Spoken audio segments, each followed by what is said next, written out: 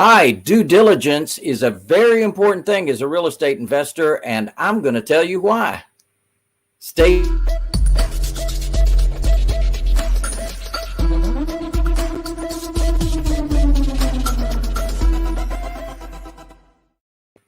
Hello, hello. Today we are on chapter 9 of our discussion of what it takes to be a successful real estate investor.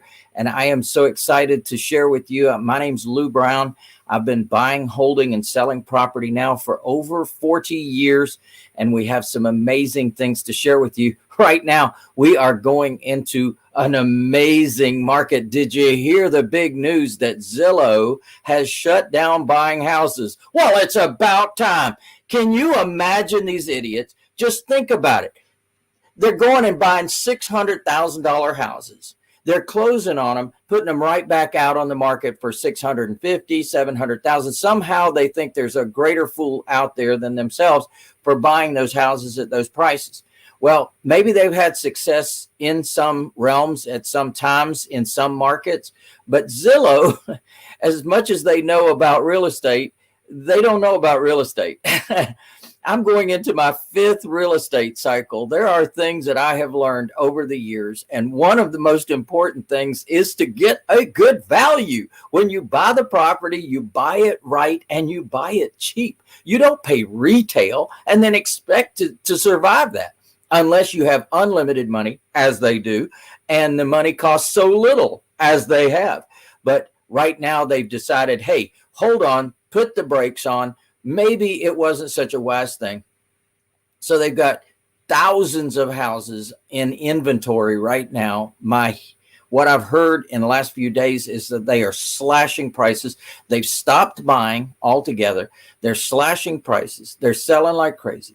Now, if you're a conspiracy theorist like me, you can perceive that perhaps maybe what they're doing is creating a new market where they're going to drive prices down, and then be able to come in and scoop up the houses at a windfall price. Well, maybe so. I don't know. But one thing I do know is that we have a way that we invest in real estate, and it's a unique and powerful way that we do what we do. And it's important that you, as real estate investors, think through what's important and what's not important. Now, in our world, one of the things we look at is we look at the market that we're in. We're always constantly, carefully evaluating the market. And when we do buy a property, as we did last Friday, that's actually one of the wins of the week, is that we did buy a property last Friday that is for one of our buyers. Now, I want you to get that key phrase right there. We already have a buyer. We already have someone. We know what they can afford. We know how much down payment they have. We know what they're looking for. We know the area they're looking for, and we know what they can afford on a monthly basis. So as a result, we bought a house for them. Now I'm going in right now. We're going to be putting on a new roof tomorrow. We're doing some things to that house before they even see it. And then I'm going to bring them over. I already know what they're looking for. And I think I have it. I think I have it. And here's what I know. Even if they say no, they don't like that house for whatever reason, am I concerned? Not in the least. Why? Because I have other buyers. I have other buyers already. Now, what I'm sharing with you is my house monster concept, housemonster.com.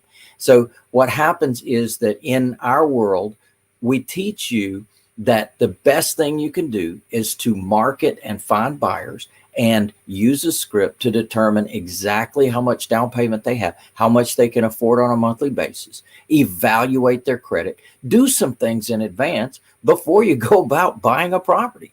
Now, this market, I've been telling you now for months, is getting ready to be topsy-turvy, exciting, interesting, and for some people, scary. They're going to say, hold on, let me pull back these reins. I'm concerned that I might make a very big fat mistake and lose everything. Well, I learned that lesson back in 2008. And so when I had a dozen properties on the market and I couldn't sell them because the market changed and they just stopped financing. That's what they did. They just stopped financing. So I had to be very careful and cautious. And I turned and flipped my script on what to do and how to do it in real estate. And it worked out fantastic, because now we find the buyer before we buy the real estate. So just keep that in mind as you're doing your business, and know that today, one of the things I wanted to focus on, in addition to the crazy market that we're in, is also due diligence, that we need to think about the due diligence that's necessary to be successful in real estate. I'll tell you a quick story. So sure enough, I put a property under contract, and we were buying this house right. We were buying it cheap. I was impressed by the pictures. I said, okay, this is a good deal. I definitely want to buy it. And it was only $14,000 is the good news. And so we went ahead and purchased it, closed on it. And then I sent the broker over there that was finding my properties for me. And I said, go ahead and put the locks on it and what have you. He knew his routine. And that was the routine. Go to closing, close. He got paid. He got $2,500 on every transaction that he finds for me. And so sure enough, he goes about going to the property. And then he goes to the property, jiggles the door. He can't get it. They gave him the keys and it's not working. And he said, I don't understand what's going on here. Well, what had happened was he had gone to the wrong house on the same street. There was another house for sale, and it was a different house. It was an altogether different house than the one that he thought he was buying for me, and certainly that I thought we were buying. So sure enough, from now on, due diligence is to check the address to verify that the property that you're purchasing is the property that you're purchasing. So long story short, I did go ahead and make money off that property. We let it sit there in inventory, and as the neighborhood continued to improve and we put it back out to the marketplace, I ended up selling that house for 10 times what I paid for it. So it worked out. It worked out. And that's one of the things I love about real estate, is that it's very forgiving. It's very forgiving. If you will be patient, if you will invest the time and energy, then you can be highly successful at this business. Now, the key phrase that I just said is be patient. You must be patient. You must not run off to the next shiny new thing, but get on board, stay on board, and you can become a multi-millionaire in this business. And I'm not confused about what I just said, because we've helped many people to become multi-millionaires in this business, and they have thriving, beautiful businesses. They're offering the path to home ownership in their local market. It's quite wonderful. All right, now on to due diligence. Not only do we want to check the address and make sure we've got the right house that we're buying, we also want to not only check the comps for that property, but we want to recheck the comps before we even close, because markets go up, markets go down. We have an intern working in our office, and just this week, one of the things she was shocked about is she says, well, my gosh, we just checked this house a few days ago and it's now worth $3,000 more. And I said, that's absolutely right. You have to check the comps ongoingly. So before we even put it up for our market for our buyers, we recheck the comps, and sure enough, the property is actually worth more. So there's good news, because constantly houses are being bought, houses are being sold, and that is affecting the marketplace. So check and recheck your comps. Now, the other thing I want to mention to you is insurance. You want to make sure that your property is insurable, and you want to make sure that you have the right kind of policy. If that property is going to be vacant for a while, you're not going to be able to put regular insurance on there. You're going to need a special type of insurance, certainly at least vacancy insurance, if not builder's risk insurance. And that means that if somebody breaks in, if somebody steals things, that you're covered, because otherwise you could be losing big time. And if you get a regular policy and you don't inform the insurance company that this is a investment property and that you're going to be doing repairs on this property, you might have the wrong policy on there and may not get paid at all if there's a loss. So be very careful about the insurance that you put on the property. Now, another thing is the day of closing, you want to go inspect that property and make sure that the condition has not changed, because sure enough, maybe you checked it last week, maybe you checked it a month ago when you first put it under contract, and now it's time to go back and recheck it to make sure that the air conditioning system is still there, the heating system is still there, and the ceiling fans and the appliances or whatever you expected to be there and whatever you bought are still there. So day of, at least the day before, but preferably the day of the closing, you're going to go recheck the property. Now, of course, another thing you want to do, due diligence, you want to get that title back in time for you to review the title to the property. And that means that your title carrier, whether you're going to be working with a title company that's going to be closing the transaction, or you're going to be working with an attorney, whatever the case may be that's common in your area, you want them to be responsible for having checked that title and to get title insurance. So this is another due diligence item that you always get, title insurance. But all title insurance is not created equal. So there is a Schedule B on title insurance. This is another due diligence item, is to look at any exemptions that they may have on the title policy, because sure enough, they could actually be giving you insurance, but saying, we don't cover all this stuff. So be careful about the exemptions that they might put into that policy. Just because you got title insurance doesn't mean that you're fully covered. So consider all these things. Another thing that we do during the due diligence period before we close is we actually get all our contractors out there. We get bids, and they are good at uncovering things that we may not have even seen on the original inspection. So that's another opportunity for you to check that place out thoroughly and make sure that you've got everything taken care of before you do that. Hello, my cat is coming by. All right. So in due diligence, there is a process and a checklist for that. Now, I do have a checklist in our system, whether we're buying a property, whether we're renting a property, whether we're selling a property, whether we're lease optioning a property, owner financing a property, all those different aspects of what you do and how you do it, and renovation as well. There should be a checklist, and you go down your checklist to make sure that you haven't left anything out. And that does take discipline to do that, because we're all smart people and we all think we've got all of our bases covered. But one of the due diligence item is to check the checklist and make sure that we've covered all the items on the checklist.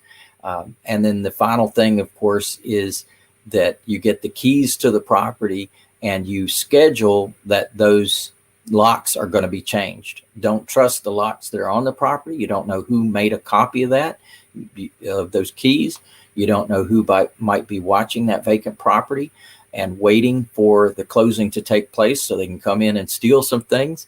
So just be careful about that. Make sure that you're going to schedule that the locks are going to be changed on the day of closing as well. So hopefully those are some checklist items that you can create to follow up and make sure that you have done your proper due diligence on any kind of real estate deals that you're doing. And by the way, what I've covered here, as I was saying before, is just the buying side of the business. And of course, the selling side of the business, the leasing side of the business, the renovation side of the business, all should have their own due diligence process as well.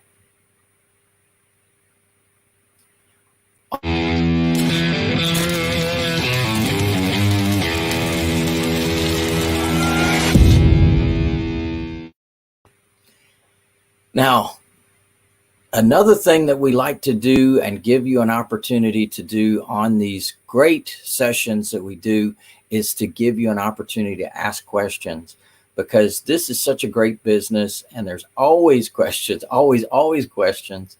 And so I like to give everyone an opportunity to think about what is stopping you, what could be an issue for you.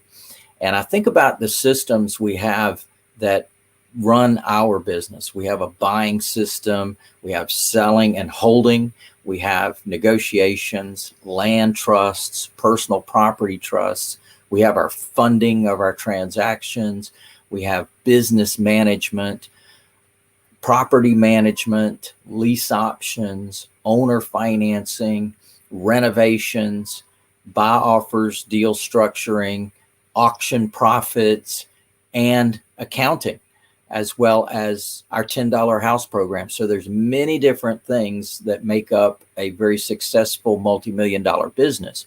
And so I always encourage you to think about any of those things that you may be faced with so that I can answer any questions you might have. Scott, do we have any? Hey, Lou, we do have one question, and Mary asked, how important are lawyers to the due diligence process?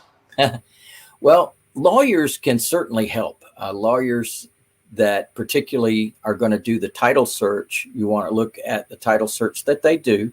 You want to look at the title that they generate.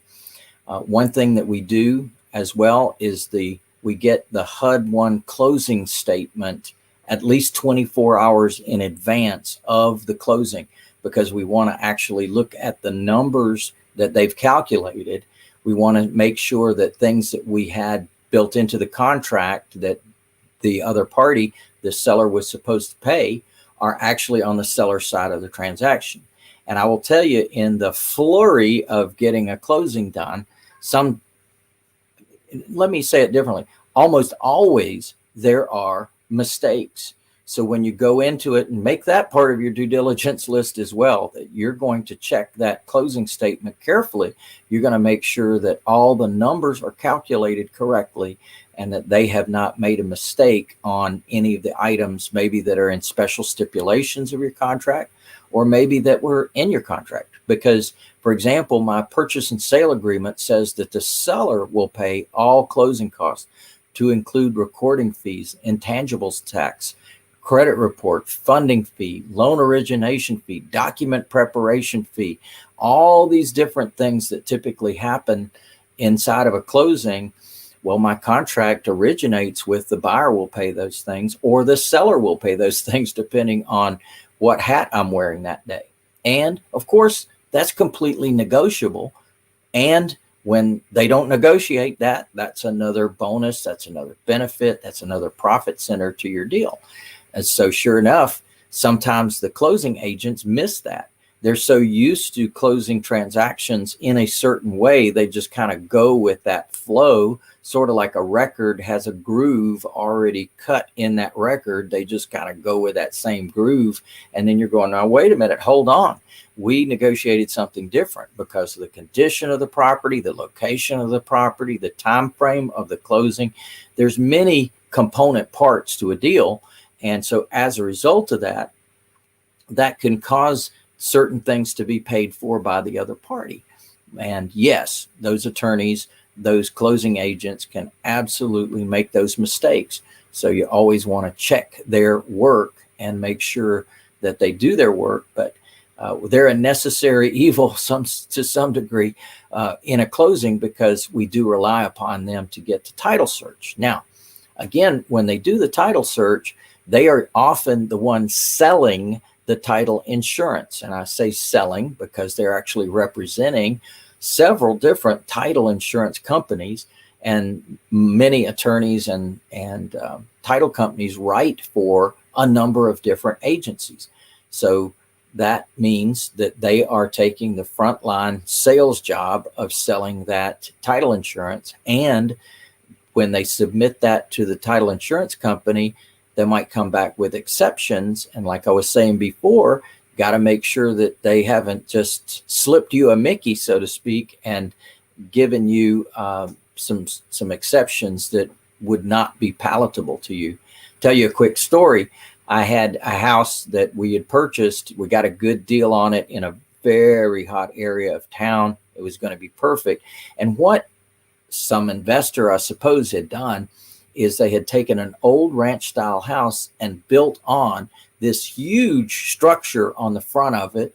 And their plan was to kind of marry the old house with the new house.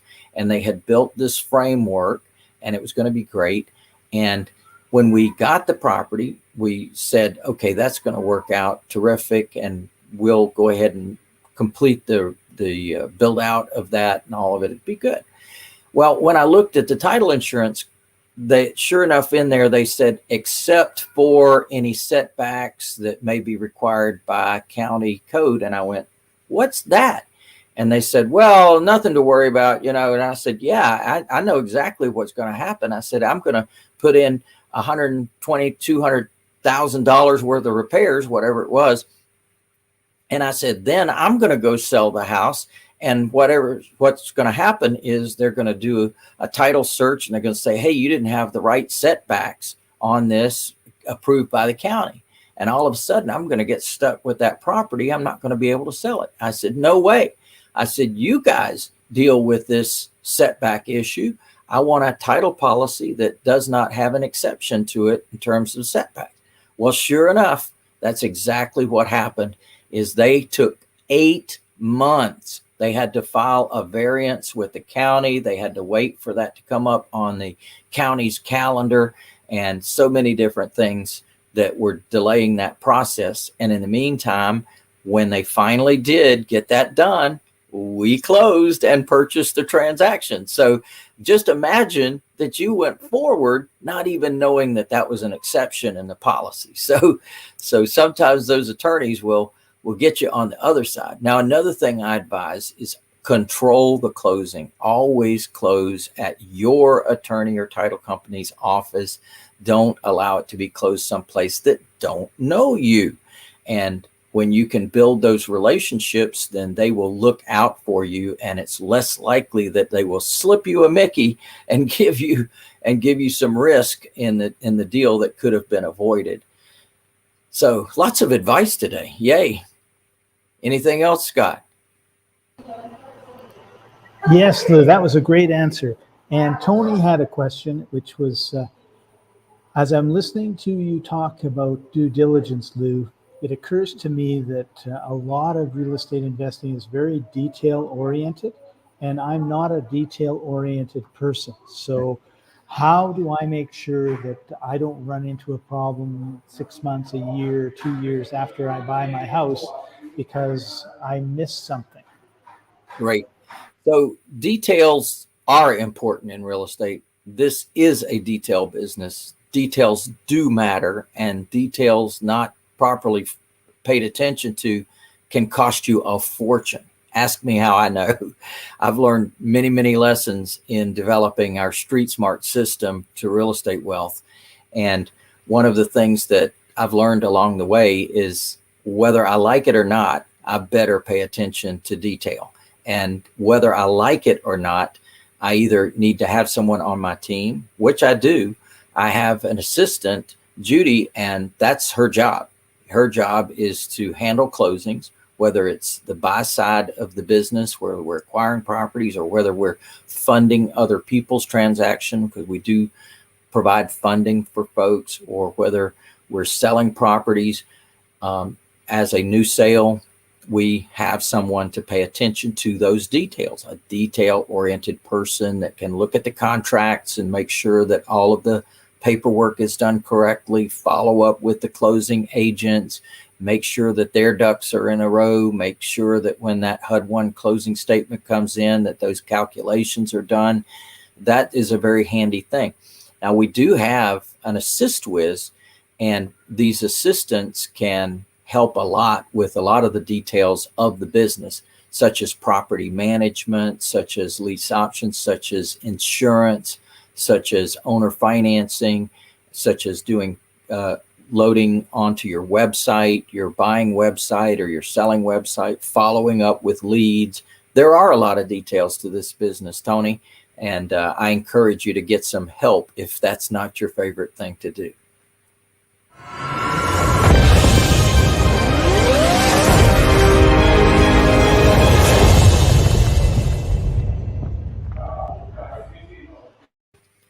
So 10 steps to your next big real estate deal. And next week, we're going to be doing our final step in this 10-step series. And so excited to bring you that detail and that information. And then next week, we're also going to have some big wins of the week. I've got a lot of carry forwards from this week as well, and some photos and things that we're going to share with you next week. So lots of good stuff to pay attention to. Definitely put it on your calendar and be ready for it. Scott. Awesome, Lou. And coming up too in a very short period of time is one of your favorite events. So maybe take a few minutes and tell people about Wealth Builder Workshop. Well, our actually Wealth Builder Workshop, we just completed that. Our next one coming up is the Millionaire Jumpstart, the 3-day event that we have coming up in December 3rd, 4th, and 5th. Big opportunity for you to advance your real estate business in a very important way, because we focus a lot on the buying side of the business, buying right, buying cheap, taking advantage of all the different opportunities that are going to exist in this new market coming up. Big money is going to be made. I will say that again, only because I've been there and done that. And I know going into this 5th real estate cycle for myself, this is going to be big news. And you're going to be along the way with me. So we'll have a lot to say in a month from now at the Millionaire Jumpstart. Now you can find out more about that at millionairejumpstart.com, millionairejumpstart.com. I encourage you to become a VIP. The VIPs have the most fun, including dinner with me one night, and also a special one-on-one session that you can use anytime you want to. So you have a special consultation with good old Lou. So definitely put that on your agenda, put that on your calendar. We're going to be doing that in Atlanta, Georgia. And again, that's December 3rd, 4th, and 5th. That's a Friday, Saturday, Sunday. And if you can possibly join us live, that is a very important thing, because you're going to get to network with some amazing other folks. One of the most interesting things that people do say to me about our events is I'm always surprised by the quality of people you have in the room. Typically, I go to real estate investor conferences and there's just people like me that haven't done any deals there. And then I come to your conferences and there's all kinds of millionaires in the room and they're learning from you. So definitely you want to come live and in person if you possibly can. If you're just getting started in this business or you're growing your business, you have some properties you'd like to improve on that. I'm going to be talking about some of our profit centers that we have. I'm also going to be talking about trusts, land trusts and personal property trusts. Going to be giving you a lot of details about protecting your assets, avoiding probate, and making money using trusts. So it's a powerful event. You're going to get a special manual there. And that's our Millionaire Jumpstart manual. It's loaded with documents that we're going to cover during the event. I'm going to cover my special cost to sell worksheet and my presentation process that works so well. So definitely, if you can get yourself there in Atlanta, we're going to have a great time together. Now get yourself registered, because we do have limited seating, and once that seating is gone, that's all we got. That's all we got. So definitely get yourself there and get yourself geared for 2022, because being able to do it in December is going to give you the opportunity to begin your marketing and to begin your cycle into 2022, get some momentum going, because it's going to be a raucous, roaring year, no doubt about it.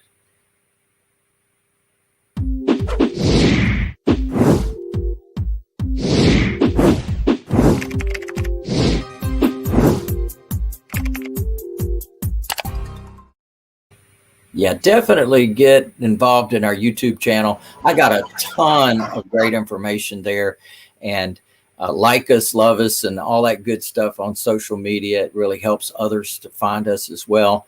and give you some great opportunities to learn additional things as I come out with new videos. I'm going to be talking a lot about this new market coming up. I'm very excited about what's happened just in the last few days. So get ready, baby. This is going to be awesome. So I'm looking forward to seeing you again soon. If you're one of our regular clients, we see you on Sunday night, every Sunday night, 9 p.m. Eastern time. And we always have a great group of folks that show up, as well as our whole team is there to support you and teach you, train you, and give you answers to your important questions. So definitely join us on those Sunday night calls. If you'd like to know more about us, go to streetsmartinvestor.com, streetsmartinvestor.com. And I look forward to seeing you again soon. Yeah, baby.